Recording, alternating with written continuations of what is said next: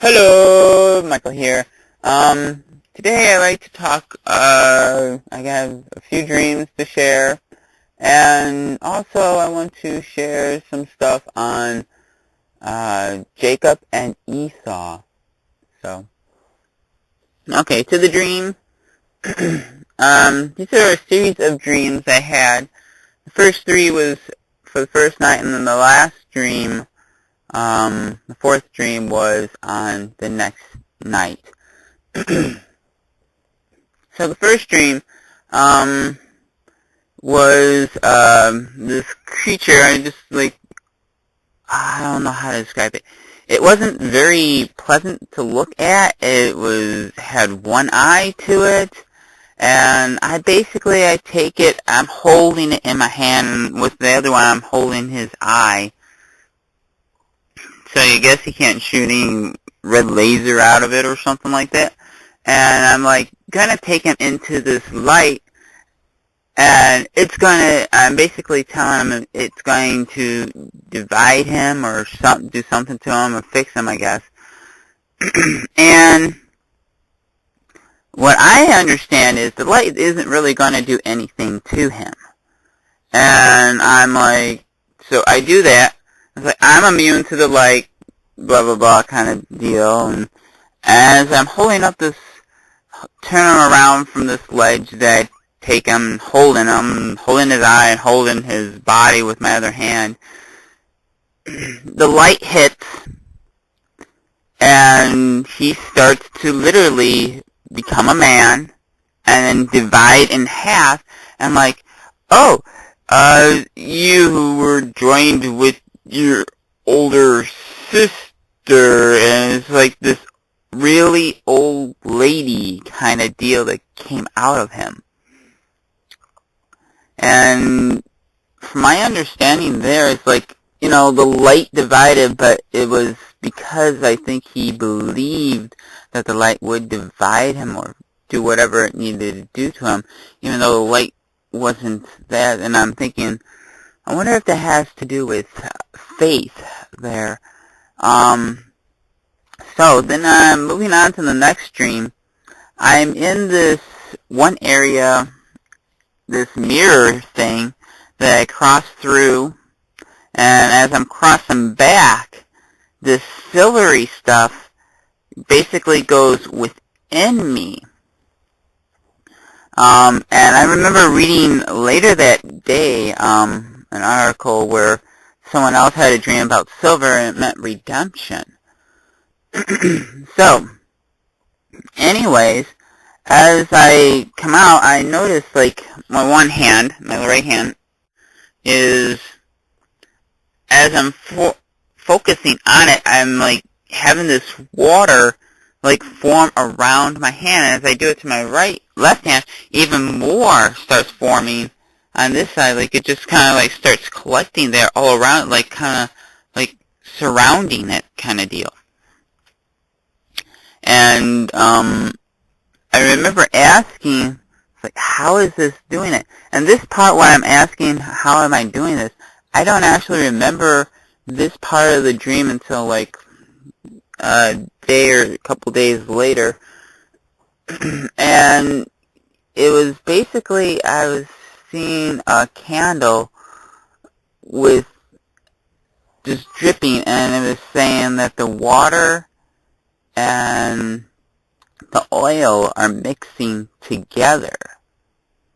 And I know a lot of times the water is usually symbolizing the Word, and the Holy Spirit, or Spirit, is usually represented by oil. So you have the water and the oil mixing together. And that's something in itself, because down here on Earth, oil and water don't mix. But, so, anyways, and continuing in this dream, then it switched, and then, it is basically Doctor Who, or Time Lord, if you want to put it that way, and they went back to my time period, and Amy was there, and she was the doctor wasn't feeling that well, and there was this thing that was in him, these antennas were popping up, and Amy came along, like, just pressed them down. And Amy also means loved. So if you look at it in that sense, and all these, like, creatures with this long nose, like they would, or mouth would just suck it out, and they would fly, and they kind of like hideous vulture type things, but they weren't birds. They were something else, like dirty-ish things, whatever. And I just remember what Amy said. She's like, we got to take you to the physician. And the one thing that came to my mind was, who is our physician? That is Christ. That is Jesus. So she's saying, we got to take you to Jesus to get this thing out of you, kind of deal. And so, okay.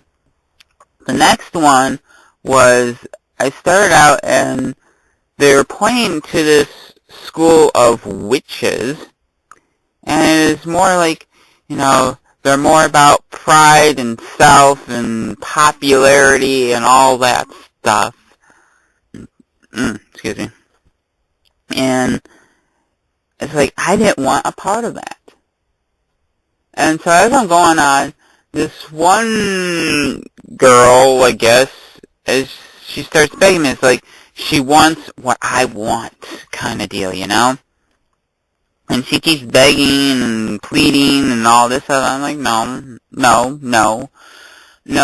And as I'm going on, and I come to this eatery place, and, like, I'm thinking she's going to serve me potatoes, I guess. And she plops a thing, cooked, baked thing of apples and plops it into the potatoes, kind of like apples and potatoes.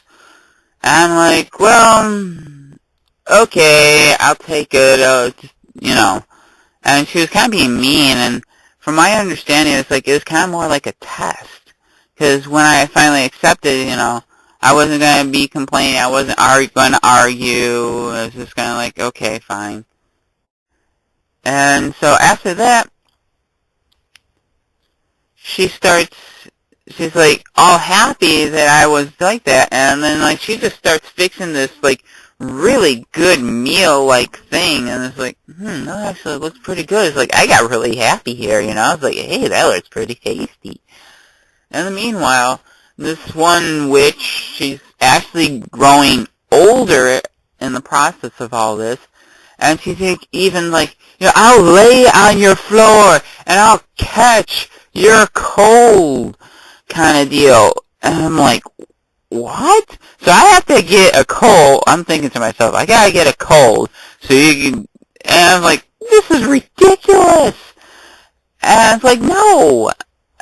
And I just remember that was pretty much like it. And I'm just thinking, witchcraft, I've heard, is like the spirit of rebellion. And what is more rebellious than the flesh itself? So it's kind of like, seems like there was that struggle between the flesh and the spirit in that dream, I'm thinking. So the next day, and I'm kind of like, those dreams, I'm kind of like, well, were they just random or what? I didn't quite understand them all, but then the next night, I had this dream, and I woke up at like 2:30-ish or something like at night. And, so, it starts off, I'm just walking along this fence. There's desert on one side, and for whatever reason, I cross over into that desert, that wilderness state, And there's this person that comes along, kind of deal. And there's this wolf that's kind of like there on the outside. I'm like saying to the person, it's like, I'm going to need help. I can't get out with that wolf there. And I'm really slow and sluggish, and I cannot hardly move through this desert at first. And eventually I'm starting able to move. And I get to this platform where I'm able to stand on. Basically, it's the crossover from the desert to just regular land, nicer stuff, I guess you'd say. And so, as I'm standing on this wooden thing, these two dogs run up in this pole, the wooden pole area, and just basically they start making their way up together, and they both stick their head out of this one area on the very top. Like they're kind of both competing and barking together, you know?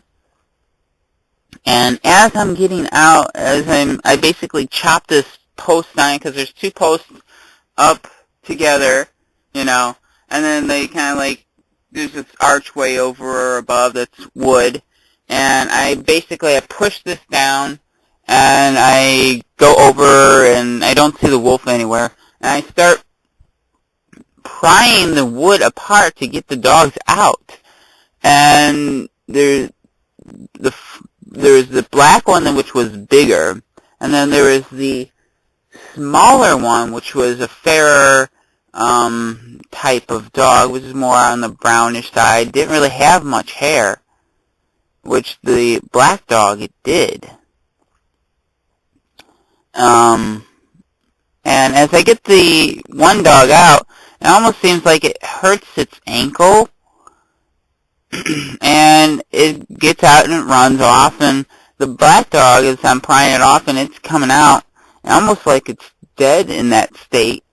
And so I go to the dog where I'm going to say the fairer looking dog, and he says to me he needs a screwdriver to repair his leg, because I actually see his ankle, and it's broken, and all, or I guess you could say the heel, because that's what I'm thinking of eventually. And yeah, so at that point, when I wake up, I start thinking about it, and it's like Jacob and Esau. And so that starts leading me into looking at Jacob and Esau. So yeah, there's that part.